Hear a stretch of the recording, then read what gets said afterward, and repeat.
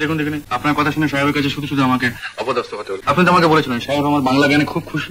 আমি আবার কখন বললাম আপনাকে সব কথা? আমি আপনাকে বলছি না সুলেখা দেবী, আমি বলছি মেম সাহেবকে। তা আমার দিকে তাকিয়ে বলছেন কেন? মেম সাহেবকে বলুন। না, আপনার মনে হচ্ছে বটে যে আপনার দিকে তাকিয়ে আমি কথা বলছি, কিন্তু আমি আসলে বলছি মেম সাহেবের দিকে তাকিয়ে। তার মানে? এখন আমি একটু আমি টেরা।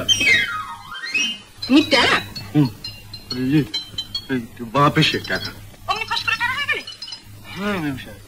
তারাই যদি হয় এতদিন আমাদের দিকে সোজাসুজি তাকিয়ে কথা বলছেন কি করে? আপনারা হলেন মনে, আপনাদের মুখের দিকে সোজাসুজি তাকিয়ে কখনো কথা বলতে পারি? টেরা কি টেরা নো তা আমি জানি না, কিন্তু একটা বিশেষ গোলমেলে মানে তুমি কি আর কি নো কোথায় তার একটা টাকা পাকি ফিরিতে হবে। নইলে কোন দিন এসে বলে তুমি খোনা, কোন দিন বলবে তুমি খোনা, কোন দিন বলবে তুমি তোতলা। এতদিন সহজ ভাবে কথা বলে হঠাৎ একদিন তোতলা হয়ে যাবো স্যার? এতদিন সোজাসুজি তাকিয়ে যে মানুষ হঠাৎ একদিন টেরা হয়ে যেতে পারে তার পক্ষে হঠাৎ তোতলা হয়ে যাওয়া কিছু বিচিত্র নয়। সব জিনিসের একটা মাত্রা আছে তো স্যার। সে বস্তু তোমার আছে কিনা তা তো আমি জানি না, তবে তুমি এখন দয়া করে এসো।